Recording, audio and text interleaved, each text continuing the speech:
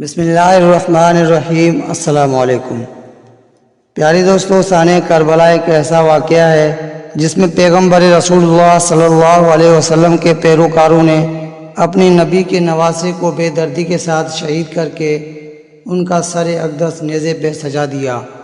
پیارے دوستو، ویڈیو میں آگے بڑھنے سے پہلے اگر آپ نے ہمارا چینل سبسکرائب اور اس ویڈیو کو لائک نہیں کیا ہے تو برائے مہربانی اس ویڈیو کو لائک کریں اور چینل کو سبسکرائب کر دیں۔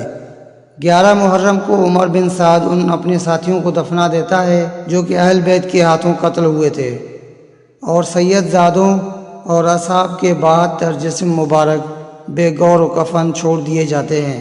یزیدی لشکر امام علی مقام اور ان کے 72 ساتھیوں کے سر مبارک آپس میں بانٹ لیتے ہیں اور اہل بیت کے شہزادیوں کو قیدی بنا کر یہ قافلہ عمر بن سعد اور شمر لائن کے نگرانی میں کوفہ کی جانب سفر شروع کر دیتا ہے۔ ادھر کوفہ کا گورنر عبید اللہ ابن زیاد اسیر ان کربلا اور شہداء کے سروں کو دیکھنے کے لیے بے تاب بیٹھا ہے اور پورے کوفہ کو دلہن کی طرح سجا دیا جاتا ہے۔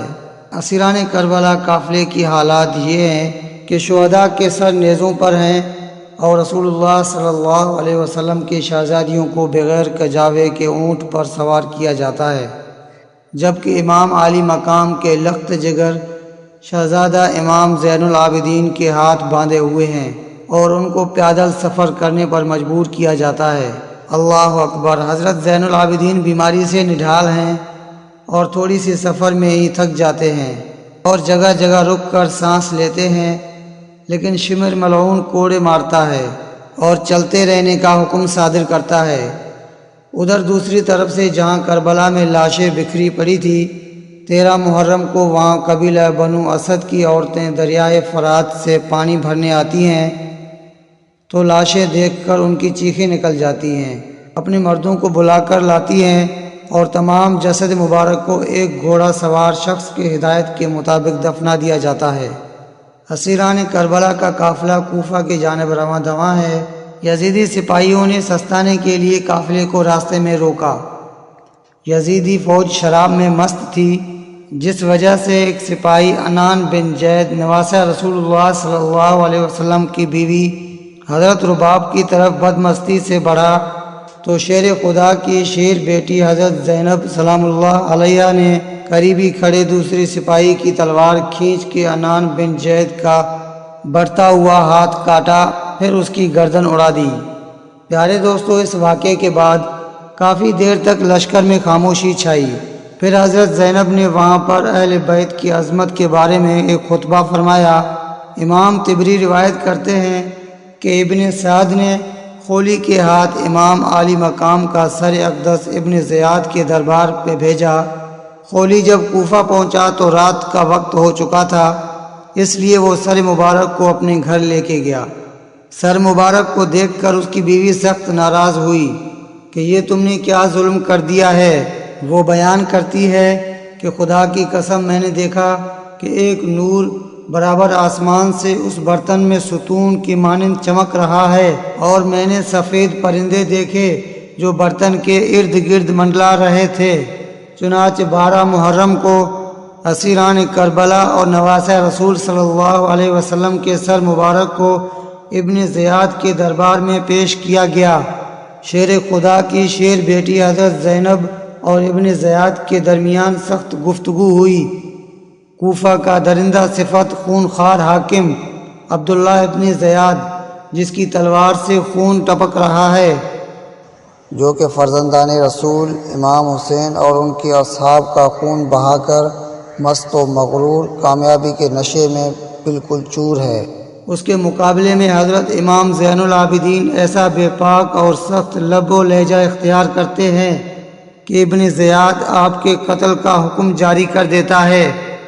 چنانچہ اگر جناب زینب سلام اللہ علیہ ڈھال کے مانند آپ کے سامنے آ کر یہ نہ کہتی کہ میں اپنی جیتے جی ایسا ہرگز ہونے نہیں دوں گی، اور ایک عورت کے قتل کا مسئلہ درپیش نہ آتا، نیز یہ کہ قیدی کے طور پر دربار شام میں حاضر کرنا مقصود نہ ہوتا، تو عجب نہیں کہ ابن زیاد امام زین العابدین کے پاک خون سے اپنے ہاتھ رنگین کر لیتا۔ ابن زیاد نے شہداء کے سروں اور کربلا میں اس قیدی قافلے کو شمر لعین اور طارق کی قیادت میں یزید کے دربار شام کی طرف روانہ کر دیا۔ جب کوفہ سے شام کی طرف روانہ ہوا، اہل بیت سے ایسے ہی سلوک کیا گیا جس طرح جنگ میں جیتے ہوئے قیدیوں سے کیا جاتا ہے۔ اللہ اکبر! اندازہ کیجئے دوستو، کیسے بدبخت ہوں گے ان شہروں کے لوگ جہاں سے قافلہ گزرا، لیکن وہ صرف تماشائی بنے رہے۔ امام زین العابدین سے منسوب روایات میں ابن زیاد، شمر و طارق کا قیدیوں سے برتاؤ یوں منقول ہوا ہے: حضرت امام حسین کے شہزادے کو ایک لاغر اور نحیف اونٹ پر اس حال میں سوار کیا گیا کہ امام حسین کا سر نیزے پر، قیدی عورتیں ان کے پیچھے اور نیزے بردار ان کے اطراف میں موجود تھے۔ اگر امام کی آنکھ سے آنسو جاری ہوتا تو وہ ان سر پر نیزے سے مارتے، یہاں تک کہ وہ اسی حالت میں شام میں داخل ہوئے۔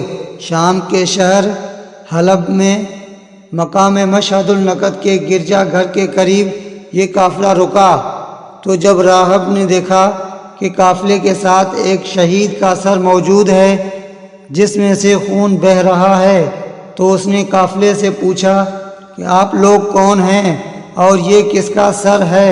یزیدی فوج نے کہا، اور یہ سر حسین ابن علی کا ہے۔ راہب کہنے لگا، سیدھی طرح کہو کہ یہ سر تمہارے نبی کے نواسے کا ہے۔ یہ جواب سن کر سب خاموش ہو گئے۔ جب راہب نے دیکھا کہ یہ کسی معمولی انسان کا سر نہیں ہے تو اس نے شمر اور طارق پیش بہا قیمتی تحائف اور سونے کے سکے دے کر کہا کہ آج رات یہاں ہی رک جاؤ اور ایک رات کے لیے یہ سر دے دو۔ لالچی سپاہی فوراً تیار ہو گئے۔ راہب ساری رات سر مبارک کے کرامات دیکھتا رہا اور صبح کو کلمہ پڑھ کر مسلمان ہو گیا۔ روایات کے مطابق ظلم و جبر سہتے یہ اہل بیت اطہار کا قافلہ پہلی سفر کو شام میں داخل ہوا۔ یزید کے حکم کے مطابق شہر کو ایسے ہی سجایا گیا تھا جیسے کسی جیتے ہوئے فوجی کے کمانڈر کے استقبال کے لیے سجایا جاتا ہے۔ شہر میں داخل ہونے کے بعد اسیران کربلا کو جامع مسجد کے چبوترے پر بٹھایا گیا۔ یزید کے حکم کے مطابق محل کو سجایا گیا اور تمام بزرگان شام کو محل میں مدعو کیا گیا۔ پھر حکم ہوا کہ اب اسیران کربلا کو حاضر کیا جائے۔ امام حسین کا سر مبارک ایک تشت میں پیش کیا گیا اور کھانے کی میز پر رکھ دیا گیا۔ یزید اپنے اصحاب کے ساتھ شطرنج کھیلنے لگا اور جیسے ہی بازی جیتتا جام نوش کرتا اور باقی بچا ہوا جام تشت پر گرا دیتا۔ دربار میں موجود مروان بن حکم کے بھائی یحییٰ بن حکم اور صحابی رسول صلی اللہ علیہ وسلم ابو برزہ اسلمی نے جب یزید کی ان حرکتوں پر اعتراض کیا تو یزید نے ان دونوں کو ذلیل و خوار کر کے اپنے دربار سے نکال دیا۔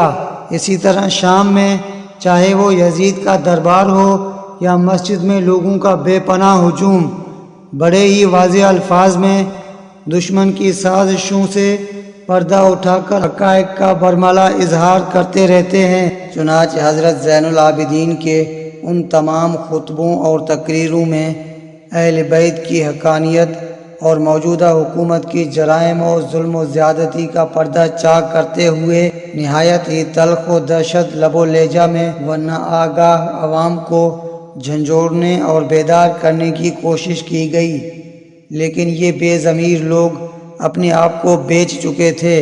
ان پر حضرت امام زین العابدین اور حضرت زینب کے خطبات کا کوئی خاطر خواہ فائدہ نہ ہوا۔ سب کی مائیں بہنیں اپنے اپنے گھروں میں تھیں، جبکہ رسول اللہ صلی اللہ علیہ وسلم کے نواسے کی بیویاں، بہنیں اور بیٹیاں قیدی بنے یزید کے دربار میں موجود تھیں۔ اللہ اکبر! کیوں وہاں موجود لوگوں کے دل نہ پھٹے۔ اس کے بعد یزید نے قافلے کو آزاد کرتے ہوئے مدینے بھیج دیا۔